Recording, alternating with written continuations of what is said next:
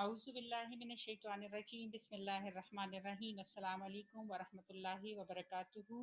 جماعت دہم کے طلبہ و طالبات کو اردو کی آن لائن کلاس میں خوش آمدید، اس امید کے ساتھ کہ آپ بہت اچھی صحت میں ہوں گے۔ اردو کی آن لائن کلاس کا آج ہمارا لیکچر نمبر 6 ہے اور آج ہمارے پاس ڈاکٹر غلام مصطفیٰ خان کا ایک مضمون ہے جس کا نام ہے نظریہ پاکستان۔ تو پہلے ہم ڈاکٹر غلام مصطفیٰ خان کا تعارف پڑھتے ہیں۔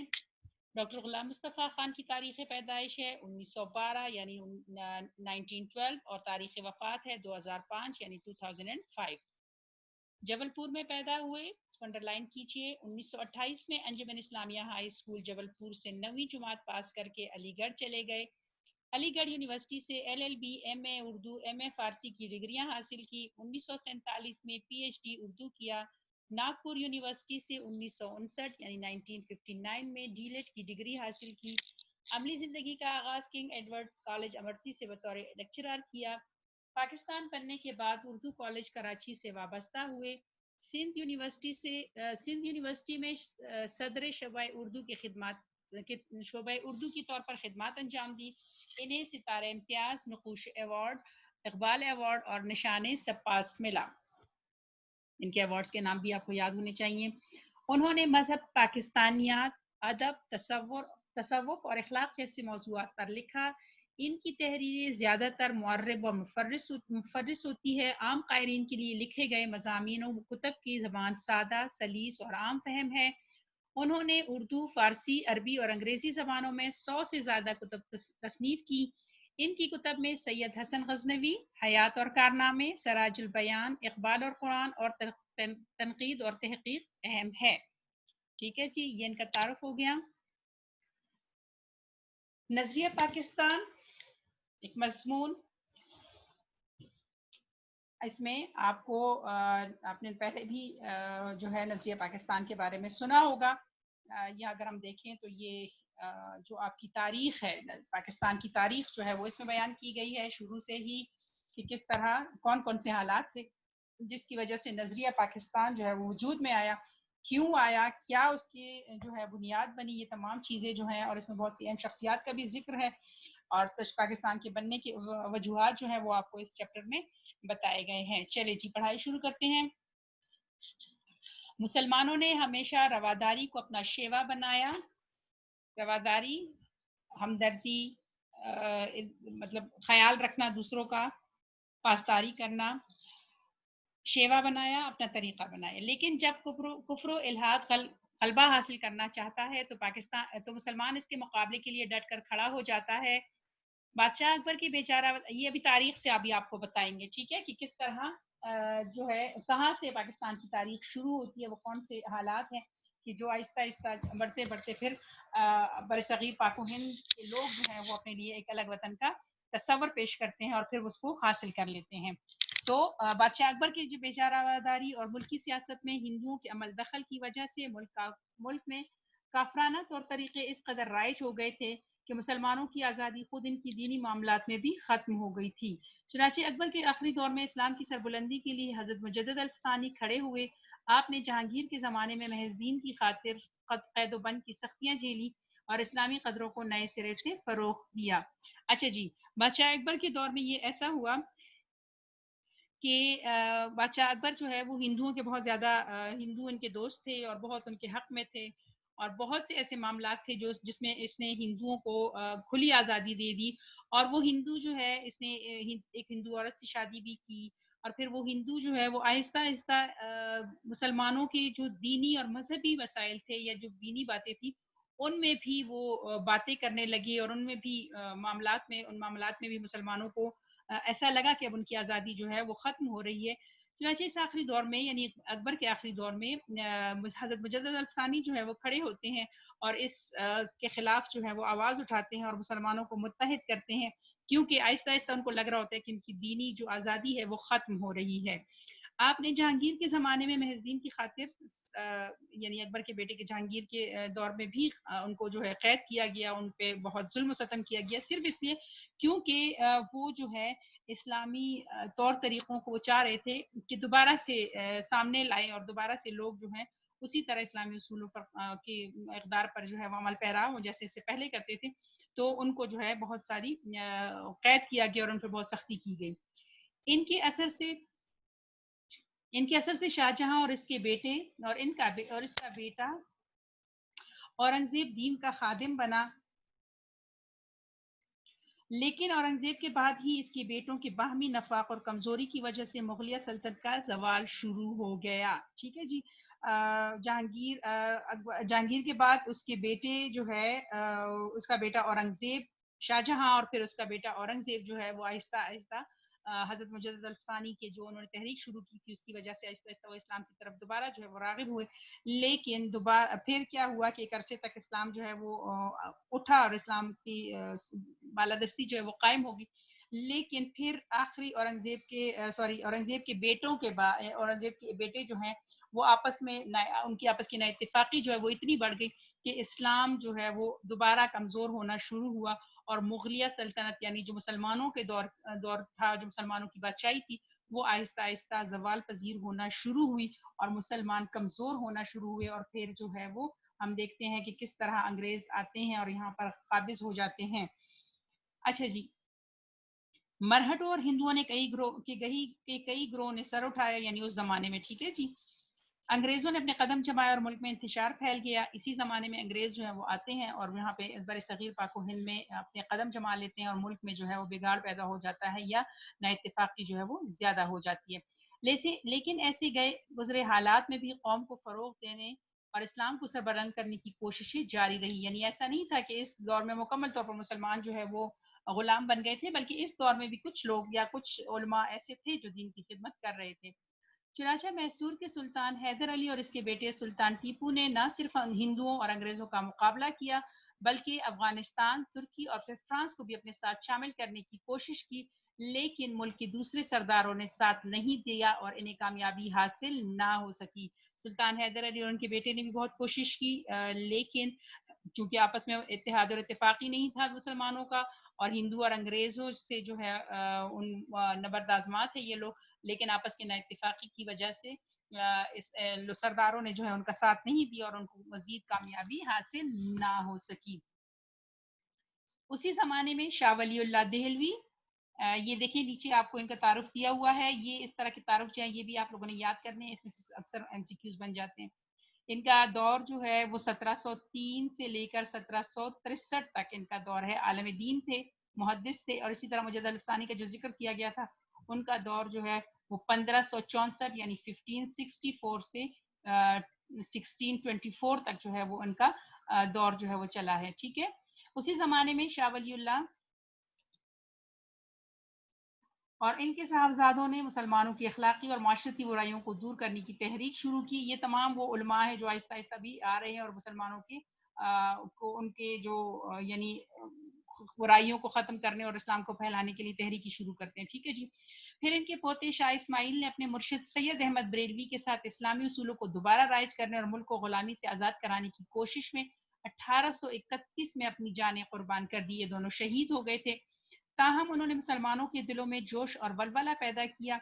چنانچہ 1857 کی جنگ آزادی میں مسلمانوں نے پھر اپنے قدم جمانے کی کوشش کی. لیکن اور یہ آخری کوشش تھی مسلمانوں کی جو انہوں نے جان توڑ کر جو ہے وہ مطلب اپنے ان کے پاس حالانکہ اتنے وسائل بھی نہیں تھے، لیکن پھر بھی ایک جوش جذبے سے مسلمان جو ہیں تھوڑے بہت زور لگاتے ہیں کہ کہیں ایک شاید ہمیں انگریزوں سے چھٹکارا مل جائے. لیکن 1857 کی جنگ آزادی کی ناکامی جو ہے وہ مسلمانوں کو مکمل طور پر غلام بنا دیتی ہے اور مسلمان جو ہیں وہ مکمل طور پر کمزور ہو جاتے ہیں اور ان کو پھر لگتا ہے کیونکہ مغلیہ سلطنت جو ختم ہو جاتی ہے، ان کی بادشاہت چھین لی جاتی ہے اور ان کو جو ہے غلام بنا لیا جاتا ہے. تو یہ وہ آخری کوشش تھی جو مسلمانوں نے برصغیر پاک و ہند کے مسلمانوں نے 1857 کی جنگ آزادی جس کا نام تھا اس میں کی تھی. ٹھیک ہے.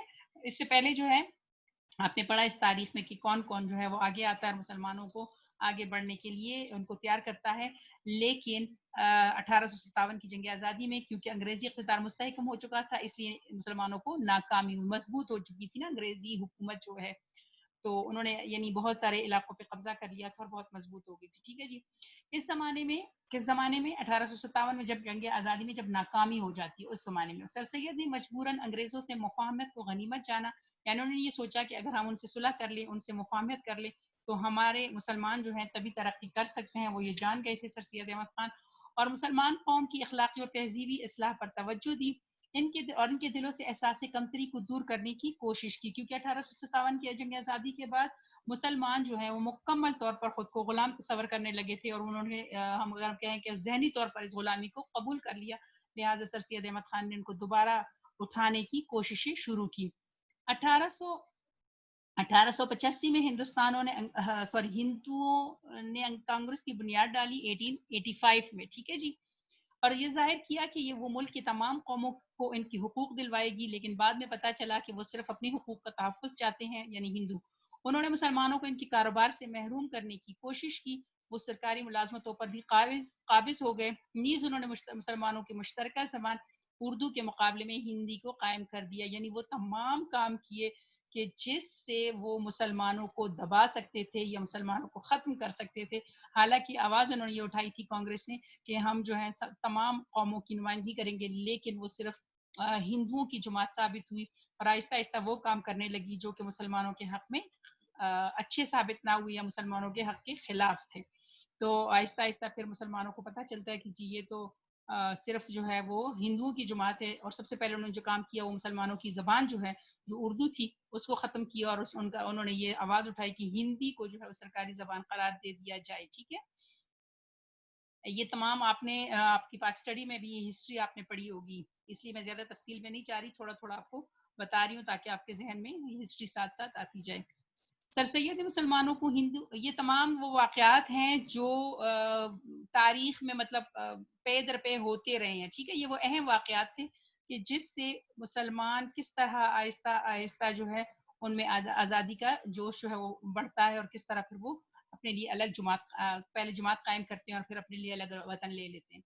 سر سید مسلمانوں کو ہندوؤں کی کانگریس اور ان کی سیاست سے علیحدہ کرنے کی کوشش کی، اور ان کے ایک دوست مولانا محمد قاسم نے دیوبند میں مسلمانوں کی دینی تعلیم کی طرف توجہ دی. اس ٹائم سب سے اہم رہنما جو تھے وہ سر سید احمد خان تھے، جو تعلیم کے ذریعے لوگوں میں یہ شعور بیدار کر رہے تھے کہ ہمیں انگریزی تعلیم حاصل کرنا چاہیے، اور ہندوؤں کے ساتھ جو ہے وہ جیسے ہندو فائدہ اٹھا رہے ہیں ہمیں اس طرح انگریزوں کے ساتھ مطلب دوستی کر کے ہمیں بھی فائدہ اٹھانا چاہیے. لیکن اس کے ساتھ ساتھ دینی تعلیم بھی ساتھ ساتھ جاری تھی. پھر سر سید کے ایک رفیق یعنی ان کے ایک دوست نواب وقار الملک نے 1906 میں 1906 میں کل ہند مسلم لیگ کے نام سے مسلمانوں کی ایک الگ تنظیم کی بنیاد ڈال دی. ٹھیک ہے. ایک الگ تنظیم قائم کی گئی. یہ تنظیم ڈھاکے میں قائم ہوئی، جہاں ہندوؤں نے سازش کر کے مسلمانوں کو ذکر پہنچانے کے لیے مشرقی بنگال اور آسام کا وہ صوبہ جس میں مسلمانوں کی اکثریت تھی ختم کرا دیا. 1911 میں اسی علاقے کو پھر بنگال میں شامل کرا دیا. یہ آپ جو ہے اس ہسٹری سے واقف ہوں گے کہ کیسے ان علاقوں میں یہ بنگال اور آسام میں چونکہ مسلمانوں کی آبادی زیادہ تھی تو ان کو مسلم صوبہ بنا دیا گیا تھا اور ان کو الگ کر دیا گیا تھا، لیکن ہندوؤں نے دوبارہ فسادات کر کے ان کو بنگال میں جو ہے وہ شامل کر دیا، اور انہوں نے کہا کہ نہیں ایسا الگ نہیں ہونا چاہیے. تو یہاں سے پھر مسلمانوں کو پتہ چلتا ہے کہ ہندو جو ہے وہ ہمارے حق میں کبھی بھی کوئی اچھا فیصلہ نہیں ہونے دیں گے، اور یہی وہ موڑ ہوتا ہے کہ جب مسلمان جو ہے ہندوؤں سے مکمل طور پر الگ ہو جاتے ہیں. اسی زمانے میں پہلی جنگ عظیم جو ہے وہ 1914 میں شروع ہوئی اور 1919 میں ختم ہوئی. ٹھیک ہے جی. چڑ گئی جس میں انگریزوں کا مقابلہ جرمنی سے ہوا اور ترکی نے جرمنی کا ساتھ دیا. ٹھیک ہے. کس کس کا مقابلہ تھا؟ انگریز کا اور جرمنی کا، اور ترکی جو ہے وہ جرمنی کا ساتھ دیا. ہندوستان کے مسلمان چونکہ ترکی کے سلطان کو حجاز کی خدمت کی وجہ سے خلیفہ اسلام سمجھتے تھے، اس لیے انہوں نے مالی اور طبی امداد وہاں پہنچائی. یعنی ہندوستان میں جو مسلمان رہ رہے تھے برصغیر پاک و ہند میں، انہوں نے کس کا ساتھ دیا؟ وہ کیونکہ ترکی جو ہے وہ ان کے لیے خلافت عثمانیہ کا وہاں پہ قائم تھی، اور یہ سمجھتے تھے کہ ہمارے جو تمام یعنی ہم جیسے کہہ سکتے ہیں کہ وہ ہمارے لیے ایک مین پوائنٹ تھا مسلمانوں کے لیے. لہٰذا جب ترکی نے جرمنی کا ساتھ دیا تو جو ہندوستان کے مسلمان تھے انہوں نے بھی ترکی کی پیروی کرتے ہوئے جرمنی کا ساتھ دیا. انہوں نے بھی یہ سمجھا کہ ہم جو ہے جرمنی کا ساتھ دیں گے.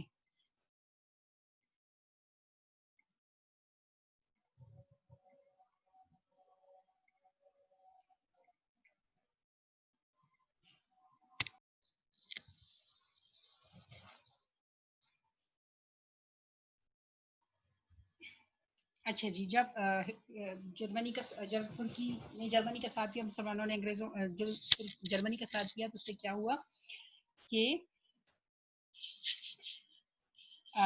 حکومت، جس کی وجہ سے حکومت برطانیہ کو مسلمانوں سے عناد پیدا ہو گیا، یعنی دشمنی ہو گئی، لیکن انہوں نے یہاں کے مسلمانوں سے وعدہ کیا کہ اگر ہم کو اس جنگ میں فتح حاصل ہو گئی تو ہم کسی طرح بھی ترکی کو مزید نقصان نہیں پہنچائیں گے۔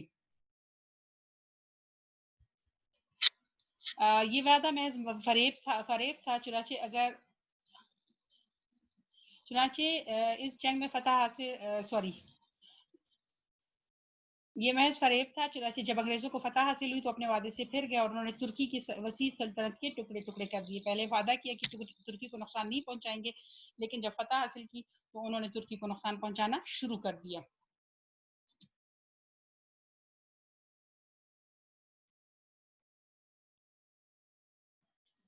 اچھا جی، پھر یہاں کے مسلمانوں کو اس فریب کی وجہ سے بہت تکلیف پہنچی اور انہوں نے خلافت کے تحفظ کے لیے مولانا محمد علی جوہر اور ان کے بھائی مولانا شوکت علی کے رہنمائی میں تحریک خلافت شروع کی۔ اس زمانے میں ہندوؤں نے مسلمانوں کو ہندو بنانے کے لیے شدی کی تحریک شروع کی اور ان کو ختم کرنے کے لیے سنگٹن کی تحریک شروع کی۔ پھر جو ہے آہستہ آہستہ تحریکیں جنم لینے لگی اور مسلمانوں اور ہندوؤں کی دشمنی جو ہے وہ کھل کر سامنے آنے لگی۔ پھر 1928 میں کانگریس نے جو نہرو رپورٹ شائع کی، اس میں انہوں نے مسلمانوں کے لیے علیحدہ نمائندگی کا اصول جو وہ 12 سال پہلے تسلیم کر چکی تھی بالکل نظر انداز کر دیا۔ نہرو رپورٹ کے بارے میں بھی آپ نے اپنے پاک اسٹڈی میں پڑھا ہوگا کہ جس میں بتایا گیا، جو اس میں تمام جو ہے زیادہ تر شقیں مسلمانوں کے خلاف تھی۔ پھر تو مسلمانوں میں بڑا جوش پیدا ہوا اور انہیں یقین ہو گیا کہ چونکہ ان کا دین، ان کی تہذیب اور ان کی معاشرت سب کچھ غیر مسلموں سے مختلف ہے، اس لیے کسی حالت میں ہندوؤں سے تعاون نہیں ہو سکتا۔ نہرو رپورٹ میں جو سب سے بڑی بات کی گئی تھی وہ یہ تھی کہ مسلمانوں کے لیے علیحدہ نمائندگی نہیں ہونی چاہیے، یعنی یہ نہ کہ مسلمان اپنے لیے علیحدہ نمائندے چنے اور ہندو الگ، بلکہ مسلمان جو ہیں وہ ہندوؤں کو اپنا نمائندے کے طور پر آگے پارلیمنٹ میں بھیجے۔ تو اس وجہ سے پھر مسلمان جو ہیں ان کو پتہ چلتا ہے کہ جی اب تو ہمارے ہندوؤں کے ساتھ گزارا نہیں ہو سکتا۔ چنانچہ 1930 میں مسلم لیگ کے الہ آباد والے اجلاس میں علامہ اقبال نے مسلمانوں کے لیے ایک علیحدہ وطن یعنی پاکستان بنانے کی تجویز پیش کی۔ 4 سال اچھا جی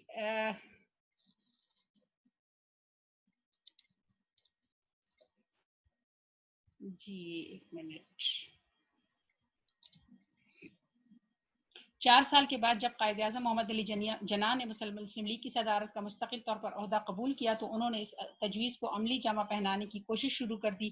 آخر کار 23 مارچ 1940 کو انہوں نے لاہور کے اجلاس میں واضح طور پر اعلان کر دیا کہ جن علاقوں میں مسلمانوں کی اکثریت ہے وہاں ایک آزاد مسلم ریاست قائم کی جائے۔ اس اعلان کو قرارداد پاکستان کہتے ہیں، جس کی روح سے مسلمانوں کی آزاد اور خود مختار حکومت قائم کرنے کا فیصلہ ہوا۔ یہ تو تمام تفصیل آپ کو بتا دی ہے۔ اب وہ اس کے بارے میں کیا بتائیں کہ کس طرح جو ہے پاکستان قائم ہوا، کیا کیا وہ محرکات تھے یا کیا کیا تاریخ تھی، تاریخ میں سے کیا کیا واقعات تھے کہ جس کی وجہ سے مسلمانوں نے اپنے لیے الگ وطن لیا۔ یہاں یہ سمجھ لینا ضروری ہے کہ دنیا میں قومیت کی تشکیل کی 2 بنیادیں ہیں، ایک وہ جو مغربی مفکرین نے قائم کی ہے، دوسری وہ جو رسول مقبول صلی اللہ علیہ وآلہ وسلم کی قائم کی ہوئی ہے۔ اہل مغرب نے خاندانی، نسلی اور قبائلی بنیادوں میں ذرا وسعت پیدا کر کے قومیت کی بنیادیں جغرافیائی حدود پر استوار کی اور کہا قوم وطن سے بنتی ہے۔ مغربی ممالک کیا کہتے ہیں؟ وہ کہتے ہیں کہ کسی ایک خاص خاندان جو ہے وہ جب کسی ایک خاص علاقے میں رہتا ہے اور کسی ایک خاص نسل کے لوگ جو ہیں یا کوئی ایک قبیلہ جو ہے وہ جس علاقے میں رہتا ہے وہ ان کا وطن ہوتا ہے، چاہے اس اچھا اب ان کے ہاں باؤنڈریز یعنی کیا کہتے ہیں مغربی جغرافیائی حدود جو ہیں وہ انہوں نے بنا دیے تھے کہ اگر اس علاقے میں ہے تو یہ ان کا وطن ہے۔ اگر اسی نسل کے لوگ کسی دوسرے علاقے میں تو وہ ان کو اپنے وطن کی اپنے ہم وطن نہیں کہتے یا ان کو قوم اپنی قوم کا حصہ تصور نہیں کرتے۔ ٹھیک ہے، اس نظریے کی وجہ سے دنیا کے انسانوں کے درمیان تباہی کا جو دروازہ کھلا وہ 2 عالمی جنگوں کے ہونے سے بخوبی ظاہر ہے۔ یہ وطنی قومیت ہی کی بنیاد پر لڑی گئی تھی اور یہ وطنی قومیت جنوبی ایشیا کے مسلمانوں کو تحفظ دینے میں بالکل ہی ناکام تھی، کیونکہ جنوبی ایشیا کے مسلمان اس نظریے کے تحت ایک مجبور اقلیت بن جاتے۔ یعنی ایسا کہنا کہ کسی ایک علاقے میں اگر آبادی زیادہ ہے کسی ایک خاص قوم کی اور وہ اس کا وطن ہو جائے گا اور دوسری قومیں جو ہیں وہ محدود مطلب وہ اس میں اقلیت ہوں گی، تو مسلمانوں کے لیے اگر جنوبی ایشیا میں ہم یہ مغربی جو قومیت کا نظریہ ہے اگر یہاں پہ آتا تو مسلمان تو چونکہ تعداد میں کم تھے وہ تو پھر مستقل طور پر ہندوؤں کے غلام بن جاتے۔ दूसरा, कौमियत की दूसरी बुनियाद वो है जो रसूल सल्लल्लाहु अलैहि वसल्लम ने मिल्लत इस्लामिया की तश्कील करते वक्त फरमाई और जो मगरब की तस्वीर कौमियत से जुदा है। मुसलमानों की कौमियत की बुनियाद बिल्कुल अलग है मगरब से। मगरब कहती है कि जिस जगह इलाके में लोग रहते हैं या एक खास नस्ल के लोगों की कौम होती है, जबकि मुसलमानों का नजरिया जो है वो इससे मुकम्मल तौर पर अलग है। जैसा कि इलामा इकबाल ने फरमाया, अपनी मिल्लत पर कयास अक़वाम मगरब से नगर खास है तरकीब में कौम रसूल हाशमी, उनकी जमीयत का है मुल्क नस्ब पर इन्हिसार, कुव्वत मजहब से मुस्तहकम है जमीयत तेरी। कि मुसलमानों से मुखातिब है कि तू जो है अपने आप को उन जैसा ना तस्वर कर, बल्कि तेरा जो कौमियत का तस्वर है वो बिल्कुल अलग है। वो एक नस्ल को, नस्ल पर या एक कौम, एक जगह को जो है वो वतन समझते हैं, कौम समझते हैं, जबकि तू जो है तेरी कौमियत का इनसार जो है वो वतन सॉरी मजहब पर है। मुसलमानों की कौमियत एक नजरियाती कौमियत है जो ला इलाहा इल्लल्लाह पर कायम है।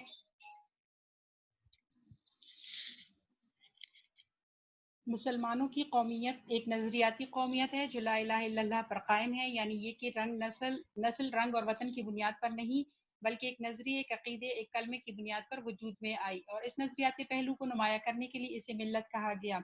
यानी मुसलमानों की जो कौमियत है वो नजरिया क्या है कि जिसने कलमा पढ़ लिया, जिसने ला इलाहा इल्लल्लाह मोहम्मद रसूलुल्लाह बोल दिया, बस वो मुसलमान उम्मत मुस्लिमा का हिस्सा बन गया। उसके लिए फिर ना तो रंग कोई कैद है, ना ही नस्ल की, ना ही वो किस जगह से, किस इलाके से ताल्लुक़ रखता है, बल्कि बस सारे दुनिया के जहाँ जहाँ उसने जिसने भी कलमा पढ़ा वो मुसलमान बन गया। ठीक है जी। और ये एक ऐसा नज़रिया है जिसे मिल्लत कहा गया।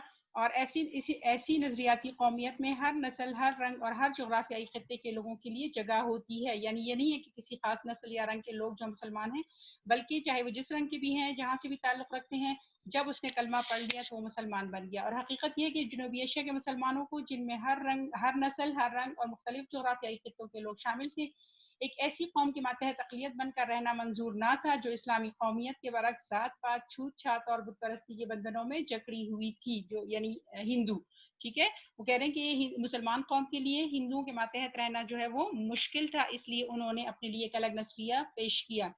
चुनांचे उन्होंने अपनी जुदागाना कौमियत यानी इस्लामी कौमियत के बिना पर अपने लिए एक जुदा वतन का मुतालबा किया। यानी पाकिस्तान की बुनियाद, अगर हम कहें कि पाकिस्तान क्यों हासिल किया गया, तो वो इस्लामी कौमियत का जो जज्बा था, जो कौमियत अपने लिए जुदागाना कौमियत का जो है वो पेशखेमा बना या बुनियाद बना, वो ये था कि इस्लामी कौमियत जो है वो दूसरों से मुख्तलिफ है, जिसमें वो अपने अकीदे, अपनी नजरिया ज़िंदगी, अपने तर्ज माशरत के मुताबिक ज़िंदगी बसर कर सकें, यानी अपनी तरीके से। और मुसलमान